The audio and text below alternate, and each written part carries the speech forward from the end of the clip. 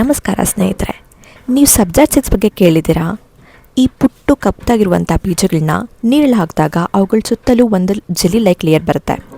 ಇದನ್ನೇ ನಾವು ಸಬ್ಜಾ seeds, Basil seeds ಅಥವಾ ಟುಕ್ಮಾರಿಯಾ ಸೀಡ್ಸ್ ಅಂತ ಕರಿತೇವೆ. ಸಮ್ಮರ್ ಟೈಮಲ್ಲಿ ಡ್ರಿಂಕ್ಸ್ ಅಥವಾ ಫಲೂಡಗಳಿಗೆ ಇದನ್ನು ಬಳಸ್ತಾರೆ. ಆದರೆ ಸಬ್ಜಾ ಸೀಡ್ಸ್ ಅನ್ನೋದ್ರಿಂದ ಏನು ಬೆನಿಫಿಟ್ ಇದೆ, ಅದನ್ನ ಹೇಗೆ ಕನ್ಸ್ಯೂಮ್ ಮಾಡಬೇಕು, ಬನ್ನಿ ಈ ವಿಡಿಯೋದಲ್ಲಿ ಕಂಪ್ಲೀಟಾಗಿ ತಿಳಿಯೋಣ. ಸೊ ಫಸ್ಟ್ ನಾವು ಸಬ್ಜಾ ಸೀಡ್ಸ್ ಅಂದರೆ ಏನು ಅಂತ ತಿಳ್ಕೊಳ್ಳೋಣ. ಸಬ್ಜಾ ಸೀಡ್ಸ್ ಅಂತಂದರೆ ಒಂದು ಪ್ಲ್ಯಾಂಟ್ ಇದೆ, ಅದ್ರ ನೇಮ್ ಸ್ವೀಟ್ ಬೆಸಿಲ್ ಪ್ಲ್ಯಾಂಟ್ ಅಂತ. ಅದರಿಂದ ಬರುವಂಥ ಸೀಡ್ಸ್ನ ನಾವು ಸಬ್ಜಾ ಸೀಡ್ಸ್ ಅಂತ ಕರಿತೀವಿ. ಈ ಸಬ್ಜಾ ಸೀಡ್ಸ್ನ ನಾವು ಬಳಸೋದ್ರಿಂದ ಅದರಿಂದ ನಮಗೆ ಏನು ಬೆನಿಫಿಟ್ ಸಿಗುತ್ತೆ ಅಂತ ನೋಡ್ತಾ ಹೋಗೋಣ. Sabja seeds are rich in dietary fibre ಇರೋದ್ರಿಂದ ನಮ್ಮ ಡೈಜೆಷನ್ಗೆ ಸಪೋರ್ಟ್ ಮಾಡುತ್ತೆ. ಅಷ್ಟೇ ಅಲ್ಲದೆ ರೆಗ್ಯುಲರ್ ಬೋಮೈ ಮೂಮೆಂಟ್ಸ್ಗೂ ಕೂಡ ಮೇಂಟೈನ್ ಮಾಡಲು ಹೆಲ್ಪ್ ಮಾಡುತ್ತೆ. The second benefit is it keeps you fuller. Sabja seeds ನೀರಲ್ಲಿ ನೆನೆ ಹಾಕಿದಾಗ ಅದು ನೀರನ್ನೆಲ್ಲ ಅಬ್ಸರ್ವ್ ಮಾಡಿಕೊಂಡು ಸ್ವೆಲ್ ಆಗೋದ್ರಿಂದ ನಾವು ಸೇವಿಸಿದ ನಂತರ ಫುಲ್ನೆಸ್ ಅನ್ನೋಂಥ ಫೀಲ್ ಬರುತ್ತೆ. ಹಾಗಾಗಿ ನಮಗೆ ಅನ್ನೆಸೆಸರಿ ಜಂಕ್ ಮಾಡೋದು, ಸುಮ್ಮನೆ ಅವಾಗ ತಿನ್ನೋದು ಎಲ್ಲ ಕಂಟ್ರೋಲ್ ಮಾಡುತ್ತೆ. Benefit number 3 is it gives refreshness during summer. ಅಂದರೆ ಸಮ್ಮರ್ ಸೀಸನಲ್ಲಿ ಸಬ್ಜಾ ಸೀಡ್ಸ್ನ ಜಸ್ಟ್ ವಾಟರಲ್ಲಿ ಅಥವಾ ಯಾವುದೇ ಡ್ರಿಂಕಲ್ಲಿ ಹಾಕೊಂಡು ಕುಡಿಯೋದು ತುಂಬಾ ಕಾಮನ್. ಯಾಕೆ ಅಂತಂದರೆ ಇದು ರಿಫ್ರೆಶಿಂಗ್ ಆಗಿದ್ದು ಬೇಸಿಗೆಯಲ್ಲಿ ಕೂಲಿಂಗ್ ಎಫೆಕ್ಟ್ ಕೊಡುತ್ತೆ ಅಥವಾ ಕೂಲ್ ಅನ್ನೋಂಥ ಫೀಲ್ ಬರುತ್ತೆ ನಿಮ್ಮ ಬಾಡಿಗೆ. ಎಷ್ಟೋ ಜನ ಹೇಳ್ತಾರೆ ನಿಮ್ಮ ಬಾಡಿ ಈಟ್ ಆಗಿತ್ತು ಅಂತಂದರೆ ಸಬ್ಜಾ ವಾಟರ್ ಕುಡಿ, ಸ್ವಲ್ಪ ಕೂಲ್ ಆಗುತ್ತೆ ಬಾಡಿ ಅಂತ. Benefit number 4 contains plant based nutrients. Sabja ಸೀಡ್ಸ್ನಲ್ಲಿ ಹೆಲ್ತಿ ಫ್ಯಾಟ್ಸ್, ಫೈಬರ್ ಮತ್ತು ಕೆಲವು ಮಿನರಲ್ಸ್ ಸೇರಿದಂತೆ ಪ್ಲ್ಯಾಂಟ್ ನ್ಯೂಟ್ರಿಯೆಂಟ್ಸ್ ಇವೆ. ಆದರೆ ಇದನ್ನು ಯಾವುದೇ ಡಿಸೀಸ್ಗೆ ಮೆಡಿಸಿನ್ ಅಂತ ಪರಿಗಣಿಸಬಾರ್ದು ಅಷ್ಟೇ. ಇಷ್ಟೊಂದೆಲ್ಲ ಬೆನಿಫಿಟ್ಸ್ ಇದೆ ಅಂತ ತಿಳ್ಕೊಂಡ್ಮೇಲೆ ಅನಿಸಿರುತ್ತಲ್ವ ಹೇಗೆ ಕನ್ಸ್ಯೂಮ್ ಮಾಡಬೇಕಿದೆನಾ ಅಂತ. ಲೆಟ್ಸ್ ಸಿ ಹೇಗೆ ಅಂತ.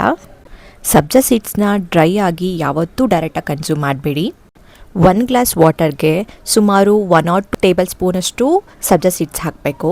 ಅದನ್ನು ಸುಮಾರು 15ರಿಂದ 20 ನಿಮಿಷ ಸೋಕ್ ಮಾಡಬೇಕು. ನೀರಿಗೆ ಹಾಕಿದ ನಂತರ ಸೀಡ್ಸ್ ವೆಲ್ ಆಗಿ ಅದ್ರ ಸುತ್ತಲೂ ಟ್ರಾನ್ಸ್ಪರೆಂಟ್ ಜೆಲ್ ಲೈಕ್ ಕೋಟಿಂಗ್ ಬರುತ್ತೆ. ಈಗ ಸ್ವೆಲ್ ಆಗಿರುವಂಥ ಸಬ್ಜಾ ಸೀಡ್ಸ್ನ ಲೆಮನ್ ವಾಟರಲ್ಲಿ ಅಥವಾ ಬಟರ್ ಮಿಲ್ಕಲ್ಲಿ ಅಥವಾ ಯಾವುದೇ ರೀತಿಯಂಥ ಜ್ಯೂಸ್ಗಳಲ್ಲಿ, ಫಲೂಡಾಗಳಲ್ಲಿ ಆ್ಯಡ್ ಮಾಡಿಕೊಂಡು ಕನ್ಸ್ಯೂಮ್ ಮಾಡ್ಬೋದು.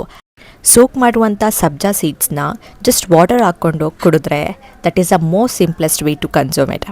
ಇಂಪಾರ್ಟೆಂಟ್ ಪಾಯಿಂಟ್ಸ್ ಏನು ಕನ್ಸಿಡರ್ ಮಾಡಬೇಕು ಅಂತಂದರೆ, ಹೆಚ್ಚಿನ ಪ್ರಮಾಣದಲ್ಲಿ ಕನ್ಸ್ಯೂಮ್ ಮಾಡಿದರೆ ಕೆಲವೊಬ್ಬರಿಗೆ ಬ್ಲೋಟಿಂಗ್, ಗ್ಯಾಸ್ ಅಥವಾ ಡೈಜೆಸ್ಟಿವ್ ಡಿಸ್ಕಂಫರ್ಟ್ ಆಗ್ಬೋದು. ಸಬ್ಜಾ ಸೀಡ್ಸಲ್ಲಿ ಫೈಬರ್ ಹೆಚ್ಚಿರೋದ್ರಿಂದ ಮೊದಲಿಗೆ ಬಾರಿಗೆ ಕನ್ಸ್ಯೂಮ್ ಮಾಡ್ತಿದ್ದೀರಾ ಅಂದರೆ ಸ್ಮಾಲ್ ಕ್ವಾಂಟಿಟಿಯಿಂದ ಸ್ಟಾರ್ಟ್ ಮಾಡೋದು ಬೆಟರ್. ಆ್ಯಂಡ್ ಡ್ರೈ ಸೀಡ್ಸ್ನ ಯಾವತ್ತೂ ಡೈರೆಕ್ಟಾಗಿ ಸ್ವ್ಯಾಲೋ ಮಾಡೋಕ್ಕೆ ಹೋಗಬೇಡಿ, ಏಕೆಂದರೆ ಅವು ನೀರನ್ನು ಅಬ್ಸರ್ವ್ ಮಾಡಿಕೊಂಡು ಸ್ವೆಲ್ ಆಗ್ತವೆ. ಯಾವುದೇ ಹೆಲ್ತ್ ಕಂಡೀಷನ್ ಇದ್ದರೆ ಅಥವಾ ರೆಗ್ಯುಲರ್ ಮೆಡಿಸಿನ್ ತಗೊಳ್ತಿದ್ರೆ ರೆಗ್ಯುಲರ್ ಕನ್ಸಂಪ್ಷನ್ ಮಾಡೋ ಮೊದಲು ಡಾಕ್ಟರ್ ಅಥವಾ ಡಯಟಿಷಿಯನ್ ಸಲಹೆ ಪಡೆಯೋದು ತುಂಬಾ ಉತ್ತಮ. ಸೊ ಸ್ನೇಹಿತರೆ, sabja seeds is a simple and easy way to had fibre and plant based nutrients to your diet. ಆದರೆ ಯಾವುದೂ ಸಿಂಗಲ್ ಫುಡ್ನ ಮಿರಾಕಲ್ ಫುಡ್ ಅಂತ ಕನ್ಸಿಡರ್ ಮಾಡಬೇಡಿ.